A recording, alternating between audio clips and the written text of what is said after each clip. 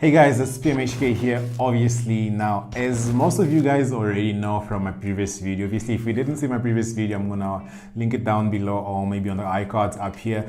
Now, if you don't know from my previous videos, I mentioned been moving houses, or I moved houses because of our big house or our family house is under construction. I mean, that's where I stay, and I also decided that I'm going to change phones. Now, I was previously using the iPhone 10, and obviously the right or the next option would be the iPhone 10s or the 10s Max. Now, this is not definite yet, but I'm going to be trying this out for the next week or so. Now, this is the iPhone 10s Max that I have here. Now, it's already out of the box, but the unbox is basically similar to what you normally get on an iPhone. You get the instruction manuals here, which you also get the Apple stickers in here, and we normally don't read that because we know what goes on an iPhone. And if you don't know what goes on an iPhone, maybe I should make an iPhone for dummies kind of video. Now, you also get the ear pods inside the case, which I normally don't open because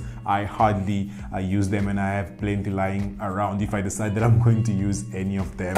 Now, this is what comes in the box, and you also obviously get the charging brick and the USB cable, which I have on the side because I'm actually using this phone and I need to charge it. I don't have any other spare cable around the house. Now, this is what comes inside the actual box. Now, to the iPhone itself. Now, this is the iPhone 10s Max. This is the 64 gig version, and it's the black version. And unlike the iPhone 10, which only came in two colors, it came with the white with the stainless steel borders around it, and it came out with the black, which is similar to this one. But unlike those ones, as I said, the 10s Max or the 10s version of the iPhone 10 comes with a gold color, which actually look pretty good, which actually might be the one that I'm going to stick with if I decide that I'm going to move to the iPhone 10s, which it came out last year, September of 2019, but compared to most of the flagships that are actually already in the market, 2019, this is actually still a big contender. It can go head or toe to toe, head to head, toe to toe, head to head with most of those flagship. Now, going to the iPhone itself, this iPhone still comes with a wireless charging plate, obviously at the back. It comes with a double camera arrangement with a flash in the middle, just like the iPhone 10.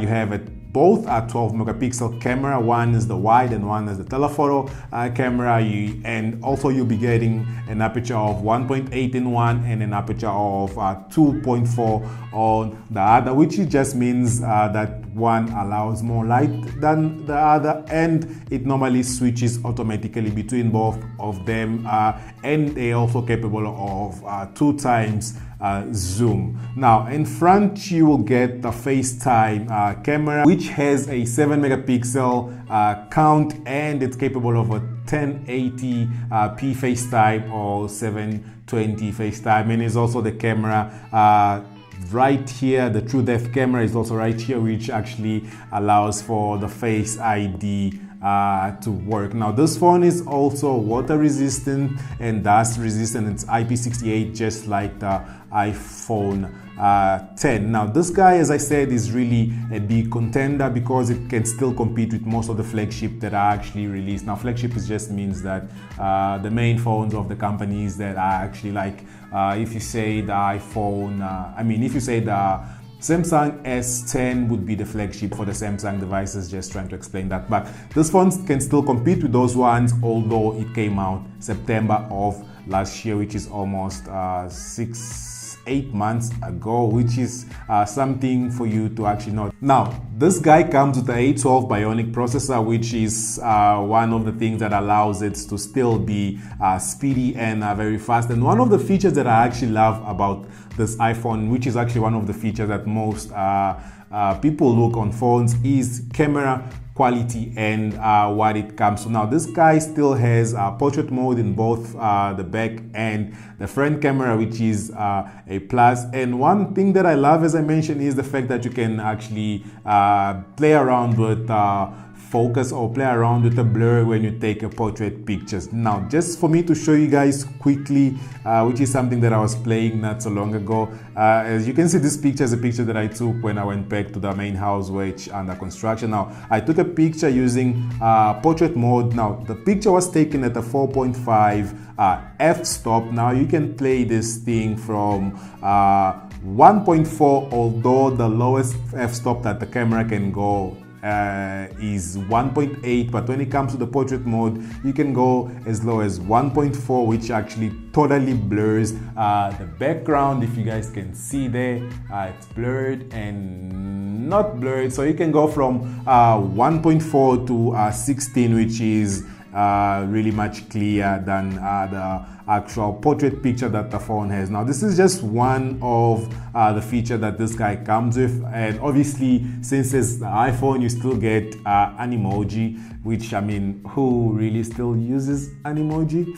But I know if some of you still use an emoji, you can always let me know down in the comment. But I think I only used that feature when the iPhone actually came out with that, and since that day I never tried that again. Now, this is something that we actually make most people buy this phone. At least it's one of the things that made me try this phone out. It's the camera. The camera is still really good, and it's better than the camera of the iPhone XR, because I was using that phone for a while and then I stopped using that phone because of the difference in screen quality, which you can actually notice when you come to this guy, that this screen, it's using a Retina HD display, Super Retina HD display, which is actually really good in terms of the quality. Now, the question would be if I will change to this phone. Now, for the time being, I'm going to try also other phones to see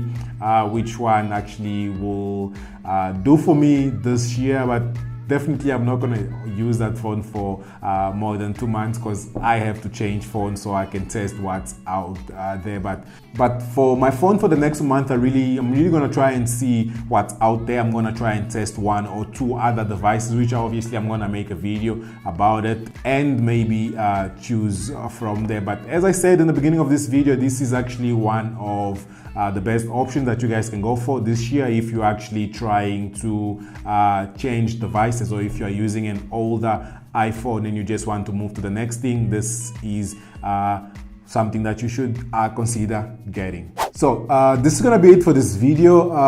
If you guys have any comments, obviously leave them in the comments down below, and I want to know from you guys, which phone are you actually using right now, and if you are thinking of changing phones, which phone are you planning to change to. Now, this is gonna be it for this video. Make sure you guys give this video a thumbs up if you like this video. Make sure you subscribe to the channel if you're not already subscribed to the channel, and I'm going to check you guys on my next video pretty soon. Peace.